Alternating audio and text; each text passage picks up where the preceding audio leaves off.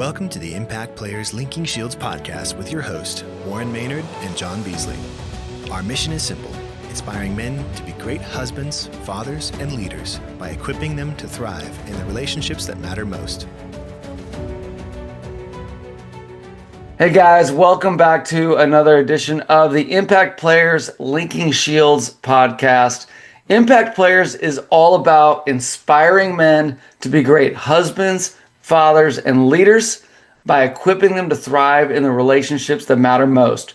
We do that by bringing men together in chapters and cohorts all over the country. And so if you're looking for a band of brothers, we want to invite you to go to impactplayers.org to learn more about how you can get connected with other men who are trying to pursue vital relationships just like you are. The Impact Players Linking Shields podcast is all about connecting men together with other men who are doing work in this field of bringing men together, inspiring them to be great husbands, fathers, and leaders. And for that reason, I am so excited to be able to bring on our guest today. His name is Rich Gorecki.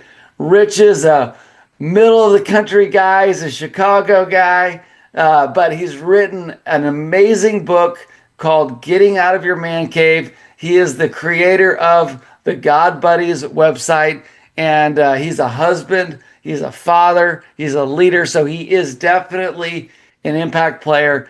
And I know you guys are going to really enjoy getting to hear what Rich has to say today about the importance of men developing deep friendships with other men. So with that, let me say welcome to you, Rich. Thank you so much for being a part of the Linking Shields podcast.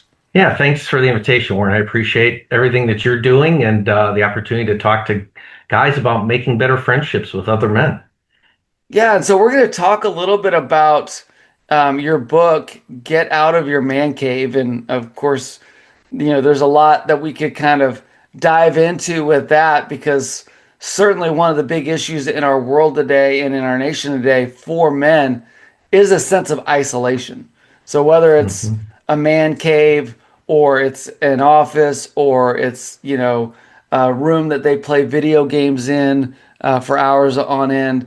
A lot of men are kind of going through this life isolated. But what we talk about a lot with Impact Players is, I say there are 4 words that can change your life. And I think you'll enjoy this, Rich, because this is really at the heart of what you're all about. And those 4 words, this is super spiritual. Are you ready for this? Pick up the phone. Amen. Pick up the phone. And I tell men all the time, listen, if you don't know what to do in terms of building friendships with other men, start there. Pick up the phone. Now, here's the second 4 words that will change your life. Tell me your story. And if you don't know what to say when you get together with a man for the first time, just say those 4 words. Tell me your story. And so that's what we're going to do. We're going to ask you, Rich, tell me your story. Tell me the story of how you became Rich Gorecki, the author of Get Out of Your Man Cave and the founder of GodBuddies.com. Share a little bit of who you are and how you got this passion to reach out to men. Sure. Well, again, I appreciate the nice introduction. Listen, I'm just a regular kind of guy. I'm not a trained pastor or some highly educated author or writer or anything like that. But my life, I think, shows the importance of how to develop good friendships. So this part of my story really started when I was in my early 30s. My wife and I had been married since our early 20s, and after college, we kind of began our careers before we had children. In our early 30s, we had our first son, and then just 20 months later, we had a set of twins. So we had 3 babies within 20 months. And at that time, our careers were really doing well. My sales career was taking off. I was working for a leading company in my industry and was having some success. At the time, after a few years, I'd been asked to take on a major account for the company, in addition to managing my own accounts. And as we entered a contract renewal with this customer, I was feeling the pressure. I was feeling the pressure of not just managing my own business, but working on the weekends, trying to keep our family going together with my wife who, worked full time. And the stress of work and coordinating this young family was just getting to me. Mm. I was mentally exhausted after work. I wasn't able to shut my mind down, and it led to some sleep problems. Yeah. So this excess stress and sleep deprivation made me really irritable to my wife and kids and grouchy, and I was just unable to concentrate, and I began to overeat, and I was drinking too much to ease my anxiety and the stress of the work and family responsibilities was just not healthy for me or my family. Mm. So it led to a visit to my friendly doctor who was concerned about how this was affecting my health. And he was concerned about the possibility of sliding toward depression. Yeah. Fortunately, he prescribed. This was when, like, what time frame was this? This was in the early 2000s. So Okay. my kids were, early adolescents, early teenagers. Yeah. Okay. All right. Keep going. So Yeah. That's yeah, so we were in the, as one men's ministry guy says, the stress bubble of life. We had everything going on, at yeah. the time. Yeah. Because I think like And that 32 to 48 range, mhm. it's just like everything, career, family, marriage, all that stuff can kind of just squeeze together. Yeah, we started having kids in our early 30s. So, I was late 30s, early 40s, right in that, traditional midlife crisis time. But fortunately, the doctor helped me get my sleep back under a little bit of control. He gave me some short-term medication to get my sleep patterns back in order.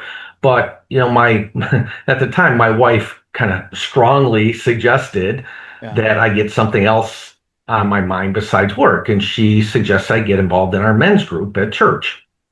And I think deep down, she really knew that I'd meet other guys there who had some of the same struggles because let's admit it, most guys do at some point in their life. It's just a matter of when they're going to have their crisis or meltdown or whatever situation that every guy will run into.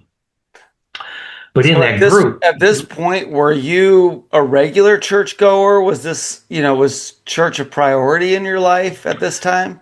we were involved. Okay. I had gotten more involved when I became married. I grew up a Catholic and Mm. was the classic creaster. I'd go on Christmas and Easter. I married a lifelong Presbyterian, and Okay. to win her over, I started going to their church all the time. But had a really big decision to make when we got married because we wanted to, be unified in our marriage. And I made one of the best decisions of my life and became a Presbyterian at that time. Mm. And growing up the South Side Chicago Roman Catholic, that was Polish Roman Catholic. That was a big decision, Yeah. for me to abandon the faith that I grew up with or the traditions that I grew up with. So, but as I said, it was one of the best decisions, I think I ever made. Mm. So, it was good. It was good. When we started going more regularly, we got our kids involved in Sunday school, and we wanted to raise our kids, in the tradition. So I started getting more involved then, and got involved in the men's group just casually. But in that group, I really saw that guys there were really open and honest with each other. Mm. Our senior pastor at the time was very open about his own struggles with workaholism. So we just instantly bonded together. He was about 10 years older than me, and later he became a really great mentor as my kids became teenagers because, during his own struggles with that, he had struggled with his teenagers, Mm. and he helped me get through this really difficult time of my life and helped me become what I'd say is probably a different man than what I would have become had I not. Mm. So, so it was really a seminal moment in my life to just go a little more deeper in my involvement, and that's where I really started developing some friends with a bunch of the guys in the group, and started really understanding what it means to be a better man and a better friend and a man of God. Um, So after a few years being in the group, a bunch of us were sitting around and we were just kind of lamenting one morning about how we'd lost most of our friends. We'd lost some of Mm, our old high school buddies and our yeah. fraternity brothers and our bunk mates in the military and our bowling or softball pals. And as we were learning to become more godly men, we had realized we were outgrowing those friendships that maybe were holding us back. Yeah. And as most of us had gotten married, we really were realizing we had no time for our friends. So we are really just sitting around and just grousing a little bit and just talking about that and celebrating the fact that we were recognizing that some of these old friendships kind of held us back, and Mm, we're still acting like boys well into adulthood and so on. And as we were talking about it, at one point, and I really believe that, this wasn't me speaking, it just kind of came to me. Maybe it's the Holy Spirit. I don't know. I kind of blurted out. I said, what we need now is God buddies. mm, And from then on, something in our group just clicked. We mm. began using that kind of nomenclature more and more in the group, and just started incorporating that language around everything we did. Started spending more time together, making it a point to get to know each other better, do things, or, Mhm. do recreational things together, golf Yeah. or play softball and stuff like that. So, over the years, we started developing these better friendships, and uh, and then after a few years, I started taking on more of a leadership role of the group, and many of the guys just kept saying, "Man, Richie, you got to write a book about this subject." Mm, mm. So, as a father of three sons, I had already begun reading more and more about raising sons and some of the issues men face. I had become an elder in our church, and Mm, then became a Stephen minister. I don't know if you know what that, but it's a mhm, non-ordained mhm. Yeah. position where you just kind of support. It's Mhm. counselor. You're there to support guys, to be with them. You're not there to cure them, but to care for them in Yeah. their times of struggle. And even to this day, here's some, oh gosh, was it 25 years later? I'm still leading the men's ministry at our church, and we've got a Mm, very strong group of guys who get together just about every Saturday morning and do some Bible study or talk about men's issues. And many of us have are good friends. We'll go fishing, up in Canada every year. We have an annual men's getaway to the North Woods of Wisconsin where we play golf, and some of us fish and some of us just go up there and relax and kind of hang out. And it's amazing how you can get to know somebody on a six mhm. hour car ride up to some cabin in the Northwoods. So That's so great. yeah, so it was Yeah. great. So after a few years ago, just to kind of bring this a little more full circle on how I got to the book. One year, one holiday season, my wife didn't have enough vacation time, and I had some to burn. So I taught myself WordPress, and then began writing my writing style and thoughts on male friendships, and started writing a blog that's called God Buddies. So you can Mhm. Google it, and find it pretty easily. And after a couple years of blogging, I turned the content into a manuscript, and I self-published a book that's called Get Out of Your Man Cave: The Crisis of Male Friendship. And Mhm. but as I talk to people about this, it just resonates with people. Yeah. Everybody shakes their head and says, "Yep, that's an issue for guys." And we all have learned about it. So, while this may not be a New York Times bestseller up along, Stephen King or Oprah, I've sold hundreds of copies of the book and been guests on multiple podcasts and done several presentations and sermons on the topic. And, Mm, after working in the printing and publishing industry for all these years, it became kind of an unexpected bucket list for me. And yeah. but now that I've retired, I continue to write weekly posts, and there's probably over 300 posts on the website. And I work part time at a golf course to satisfy my golf addiction, and do some volunteer handyman work for a local youth home. And my wife retired, so we're starting to do a bunch of traveling, and we're expecting our first grandchild in December. So Oh, that's it's fantastic. yeah, we're at a great time in life. Well, thank you so much for sharing your story. And, I've read the book. It's really well put together. It's really well researched. It's actually pretty dense. Like there's a lot of content in there.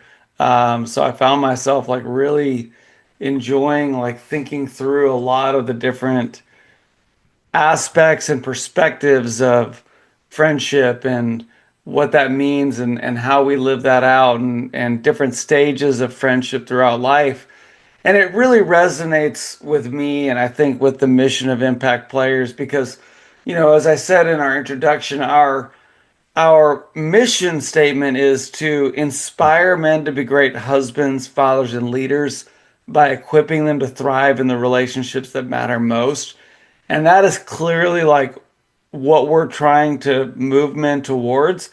But Rich, what I've kind of really begun to grab a hold of over the last couple of years is this unique battle cry. And the battle cry that has been put on my heart is every man needs a band of brothers. And you call it God buddies, we're calling it a band of brothers.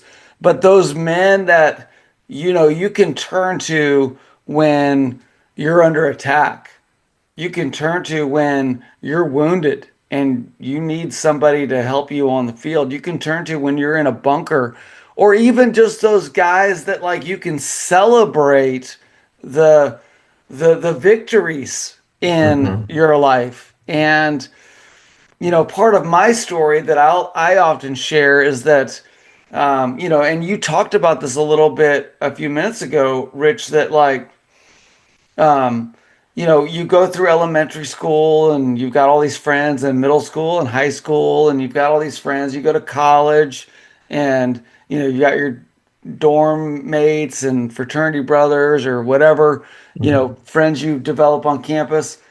And then for a lot of guys, it's like they get out of school, they get into their career. Many times they have to move to a new place to get their career started.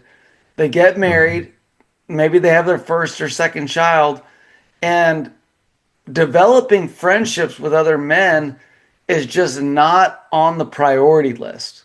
And that was kind of my story. Was I was probably about 27 years old. I was, working all the time. I've been married for a few years. I had a baby daughter. Um, we were barely scraping by financially, and so we were really, just trying to do everything we could to kind of make ends meet. And then we started going through some difficult stuff. And there was some stuff going on with my job. There was some stuff going on with my marriage. And I had this moment of just realization, kind of a panic moment. I don't have any friends. And it's like I had not really realized it until that moment. And that really kind of set me on a path to begin to really be intentional about developing friendships and building that band of brothers. And that's where I got those four spiritual words: pick up the phone. I realized that there are men just like me that want to be in friendships, but they're just not taking the initiative. They're Hmm. not willing to pick up the phone. And so they just stay isolated. And so I just decided, I'm going to be really, really intentional about this. And so I want to kind of ask you about that, this idea of every man needs a band of brothers. And here we are in 2025, and the world has changed. There's Hmm. so many other things going on in the way that men work, the way that men interact, the distractions from phones and video games and all that. But in your mind, Rich, why is it more important now than ever for men to develop those God buddies or those band of brothers in their lives? Yeah, it's a yeah, great question. I think today there's so much confusion about what we're supposed to be. Mm, Not just what it means to be a man, and there's so much written about male loneliness, especially since the pandemic, hmm and you read more lately about how boys and men are failing and falling behind in education and in the workplace, how we lead in rates of suicide and overdoses, incarceration, and mental health disorders, and all that. And then there's the rise in fatherlessness, which causes so many of these issues. And I think, we as men maybe have to reprioritize our priorities, Mhm. and realize what is more important. Certainly our job is important. We have to put food on the table. Certainly our relationships, our marriage, and our children are important. They're the essence of what we are and who we should be. Mhm. And sometimes I feel like many guys just feel guilty taking time away from those priorities. And Mhm. as one friend of mine said, it's hard for men to take care of the other people in their life unless they take care of themselves Mhm. first. And, I would say, we have to take care of ourselves. And part of that is getting out and doing the things that we need to do, have some friendships, get out and blow the stink off, as people say, just blow off some of our male energy somehow, shooting things, or, hitting a golf ball, or going for a bike ride, or doing something, Play camping out in the woods, pickleball. Yeah. playing pickleball. Yeah. I mean, Yeah. there's so many ways that we just have to do that. And I think many men feel guilty taking time away because we don't know what we're supposed to be. It's not like the old traditional, manhood where, we come home after work and, everything's done for us. We need to share in those responsibilities these days. Hmm.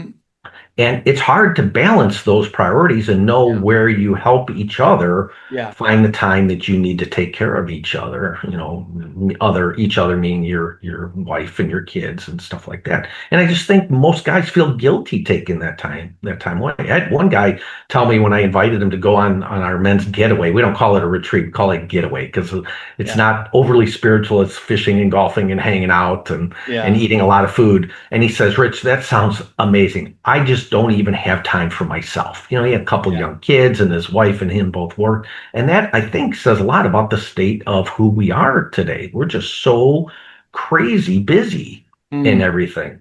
Um, Yeah. but I really believe that we become better men when we hang out with other men, especially when it's with high quality friends. And I think most wives would encourage their husbands to get Yeah. out and hang out with good men rather than hanging out with their fraternity brothers who haven't left their college days, even though they're in their Yeah. 50s.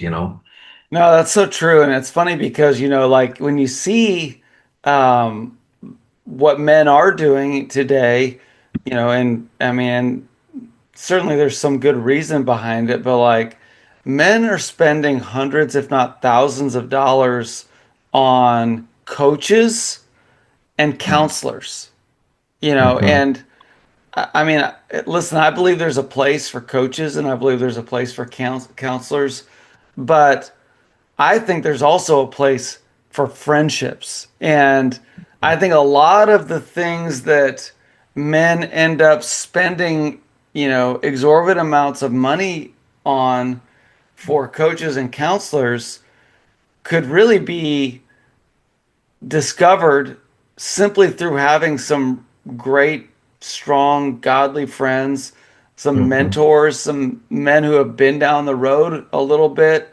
The purpose of being able to invest in someone else behind you and to be able to, feel that sense of purpose in what you're doing to help other people as well. Um, and that idea of like, um, you know, I don't have time. It kind of reminds me, maybe you've heard this story before, Rich, and I may get it wrong, but the kind of this modern day parable of, the two guys that are in a competition to see how many trees they can cut down over the course of a week, and the winner would get the job. And the first couple days, the younger guy is just hacking away, hacking away, hacking away, and you know he's he's cutting down more trees than the older guy. But as the week goes on, the older guy ends up cutting down significantly more trees, and the younger man comes to him at the end and says, I don't understand. I was working constantly. I was giving everything I had, and yet you still beat me. And the older man asks the younger man, well, how much time did you take to sharpen your axe? Hmm. You know, and the Bible makes it very clear, right? It says, as iron sharpens iron, so one man sharpens another. So if you're not taking that time with other godly men, then you're going to become dull. Welcome to Impact Players, where we inspire men to be great husbands, fathers, and leaders by equipping them to thrive in the relationships that matter most. Are you asking yourself, how do I become a better man? How can I grow as a husband and father? Can I succeed both at work and at home? We believe the answer is yes. Impact Players provides rock-solid answers and practical tools for men who want to improve in every area of life. Whether you're single, married, a new dad, or a grandfather, our men's groups, leadership training, and resources will help you thrive. Recent studies show men are struggling more than ever. That's why Impact Players is here. We offer cohorts where you can connect with real men like you, courses with actionable steps, and a nationwide community dedicated to winning at home and at work. Join our online community today and access a wealth of materials designed for your growth.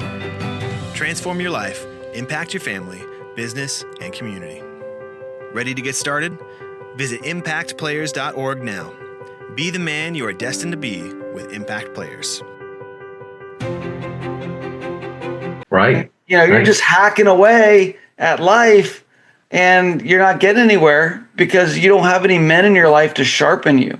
Yeah, that's exactly the verse. That's Proverbs 27:17. That's the foundation of God buddies, because men become better and sharpen each other as we hang around with each other. And, I think, those guys who just will hide in their proverbial man cave, and self-medicate with alcohol and legal or illegal drugs, view pornography, do too much. I'm not disparaging video gaming or Netflix, but, when you binge watch and you spend all your time doing that rather than being out in relationship with not just your family, but, with other guys, I think you're losing out on so much of life.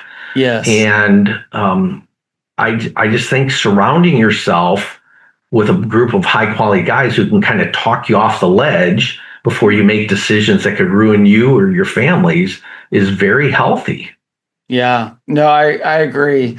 So I'm going to ask you I think maybe a somewhat controversial question, because I think in many ways it kind of, flies in the face of what most people would say. But, what are your thoughts about this question of should your wife be your best friend? And I want to kind of couch that because obviously, God created a marriage for husband and wife to be one with one another.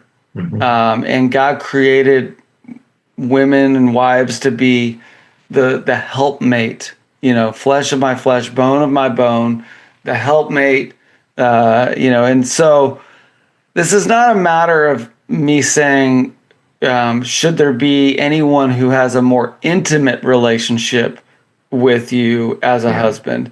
But, what are kind of your thoughts about, men that maybe kind of, say, well, I don't need any friendships with other men because my wife is my best friend. Yeah, I actually devote a chapter in my book or section of it to this and wrote a blog post recently on this where, I caution men in all of their female friendships, especially those outside of marriage, due to the potential for sexual attraction. So I think there's two parts to the question is, we need to be cautious with any male-female friendships, because as Billy Crystal said in the movie When Harry Met Sally, men and women can't be friends because the sex part always gets in the way.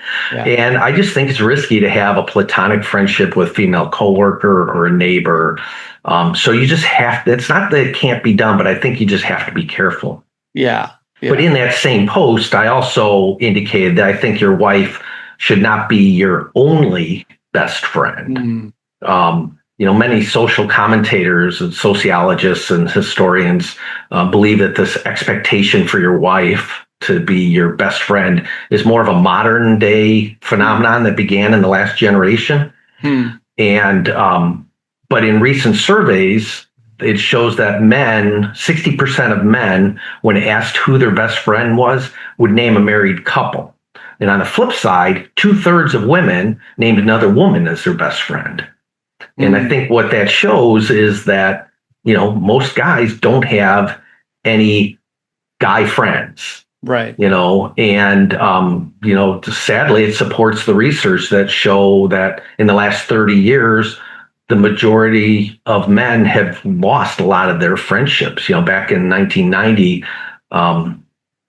55% of men said they had 6 or more close friends, and today it's maybe a quarter have 2 or more friends. So there's really been a big drop in the last 30 years. And you can make the case that it's because of our digital devices and social media, which really isn't making us more social. But, that's a whole another debate. But I think the experts would say that this "I married my best friend" trend is not really healthy for marriage, because the man's spouse becomes the default sounding board for everything. And I believe that doesn't do justice to the full meaning of the covenant of marriage, and it also reduces the importance of friendship.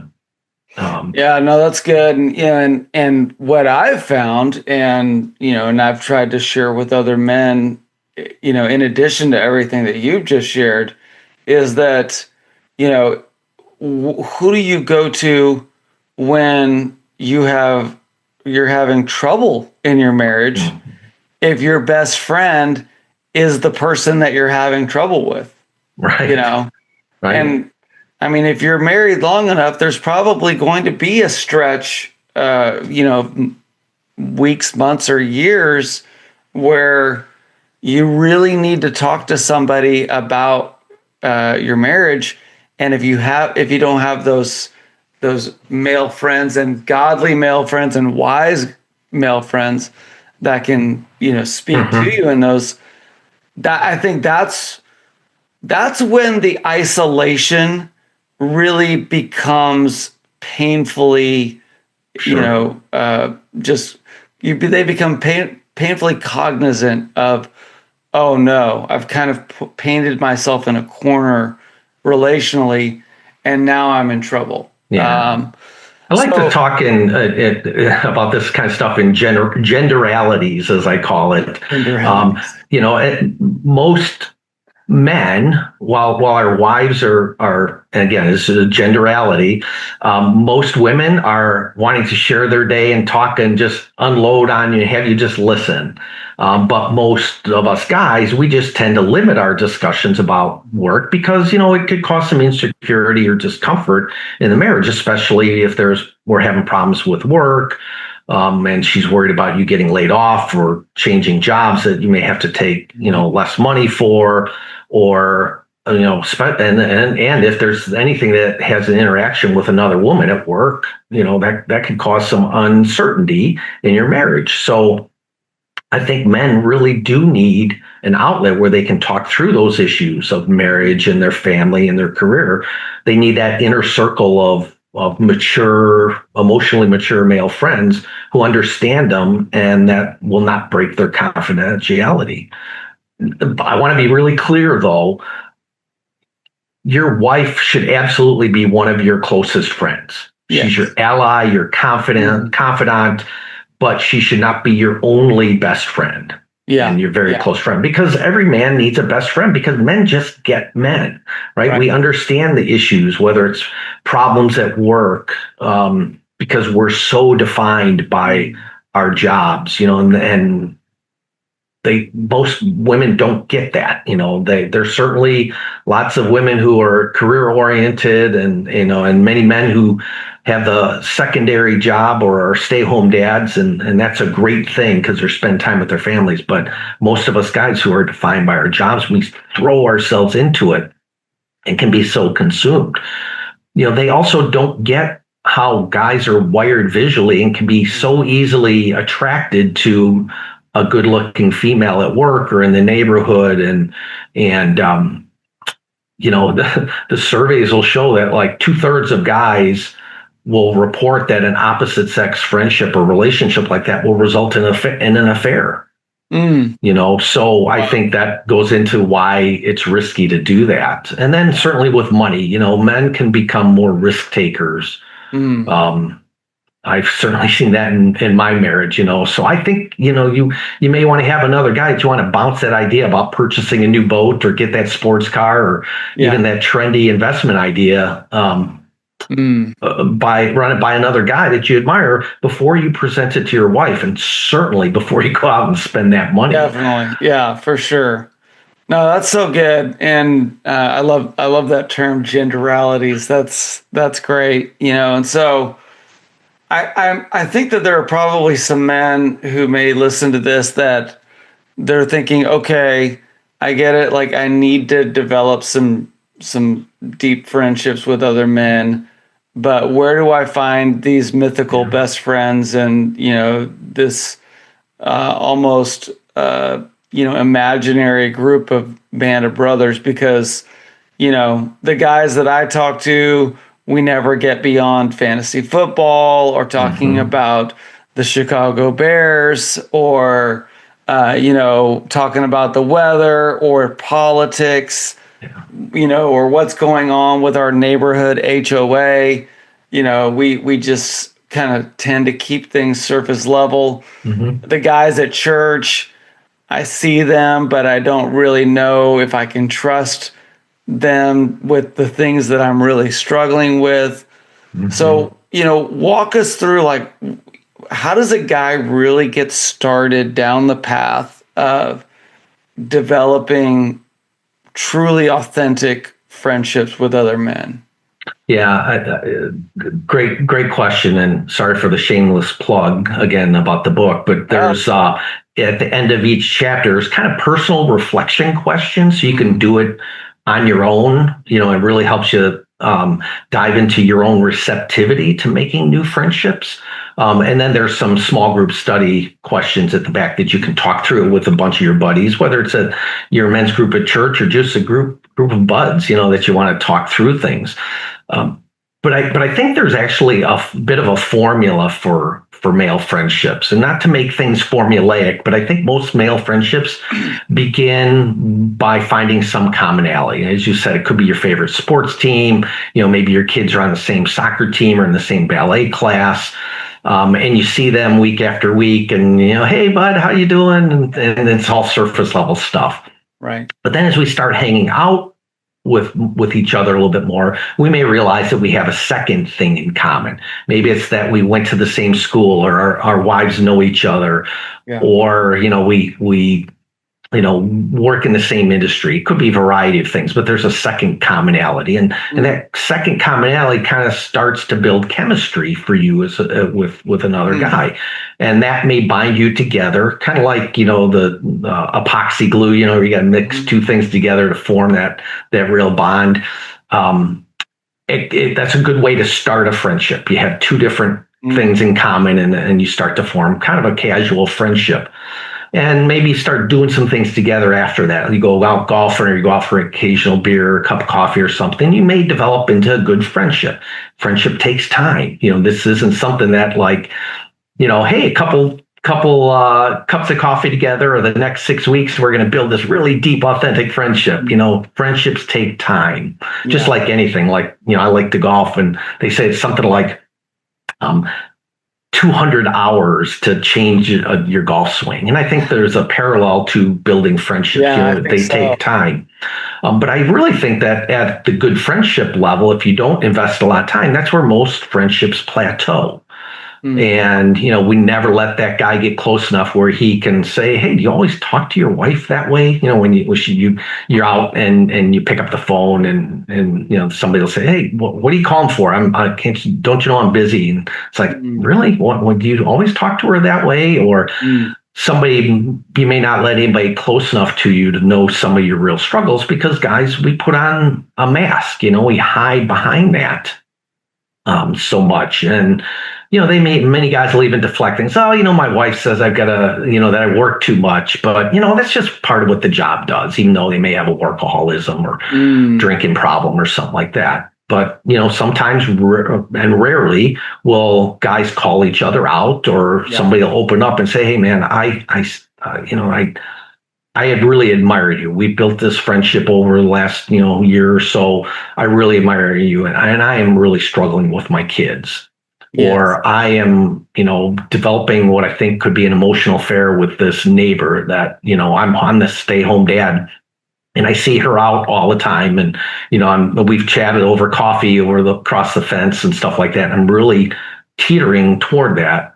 And I think this is when guys get themselves in trouble, and we kind of hide behind these masks. So I think it's important to have those friendships who know you well. They can see inside you. Maybe you've opened up your heart a little bit to them and told them about some of these. You have to build trust. I mean, there's a whole level of deepening your friendship that I've written about developing trust and establishing confidentiality and stuff like that. And you really have to be able to trust somebody before you start saying with them, "Hey man, I'm really, leaning toward this new coworker, and we're spending a lot of time. We got travel together and stuff like that." But I think, whether it's something like that, or a struggle with pornography, or a secret gambling addiction, or any of those kind of things, you need that guy who gets to know you a lot better and a lot deeper. And some of those things you just can't share with your wife. I mean,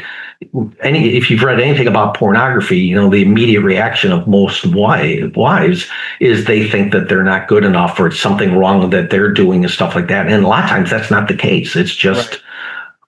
It's so prevalent these days. Yeah. So and a lot of, most men bring it into the marriage with them. So it's not like it's like, I didn't turn to porn until you've said no to me 2 nights in a row. But yeah, I think that's great advice. That's great wisdom. And, it gives guys some really practical things to aim after, and it just, within Impact Players, that's a really big thing that we really emphasize. And, we have our Impact Players cohorts, and those are groups of 6 to 12 men that meet together for 7 weeks in a row. And one of the things we talk about with guys a lot is audacious authenticity.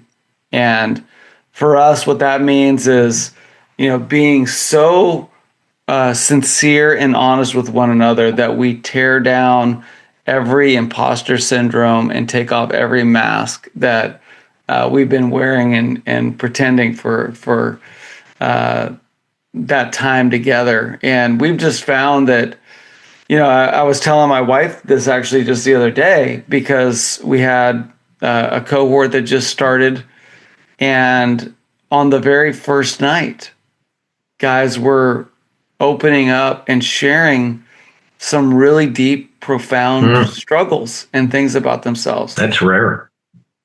Well, and what I said to her was, I said, a lot of people think that men don't want to share their emotions and that they don't want to share their struggles. But I don't think that's actually true at all. I think men are dying to share their emotions and their struggles. They're just waiting for the right opportunity to do it. And so if you can create a space where men are given permission and they are applauded for sharing openly, and they know that, I hate to use the word safe. We don't use the word safe space. We say brave place. But this is a brave place for men to be able to share. I love that. And that to me seems to be the secret to getting men to open up. And once a man has opened up and then heard other men in his circle open up, now there's a whole nother level of intimacy, because we all know that we've taken off at least one of our masks with one another, so that we sense that, okay, you know something about me, I know something about you, and that can really create a powerful bond very, very quickly with men, given the right circumstances. it can happen quickly like that if you have the right chemistry, as I mentioned earlier. But I think it is very brave and very scary for guys to do that. I remember we held it was a retreat on a book, you may have heard of it, called Every Man's Battle. It's by Kenny Luck, and it talks about every man's battle with pornography and stuff like that. And there was this guy who came along, we did the traditional sign up in our church and see who we can get to go to it. And it was the standard guys who go to everything. And then there was one guy who signed up who was kind of on the outside, and he signed up to go. And I was like, oh, this is great, and I didn't get the chance to ride up with him and get to know him like I typically do. I think I went up early and he was coming after work late. And he gets there that first night, and it was just the floodgates opened about how he had been abused as a kid and stuff like that. And everybody was kind of like, whoa, I can't handle this, so not that it was an amazing weekend, but my point being that you need to build that relationship with somebody, and it does take time. Yeah. Before you can just put something on somebody like that. That's heavy stuff. And if you just unload right from the first meeting with somebody, you're going to have a harder time building that relationship. So you got to, not that you want to hold things back, but you just got to take the time. I mean, that's the easiest way to say it. Take the time, build a relationship. Guys tend to do things shoulder to shoulder, whereas women will sit across from each other having coffee. Yeah. That's why I like to drive up to the getaway with guys, because, you just get to know them, because you don't have to look each other in the eye. You're talking while the other one's driving, and you don't, it's not as scary, Yeah, that's good. And, it's funny. I use this illustration a lot of times where I'll just say, hey, know the speed limit in this relationship, and so, as you get started in a relationship, it's probably not going to be 80 miles per hour. So, just go at the speed that the relationship requires and is natural. And in some situations, guys can go really deep really quickly.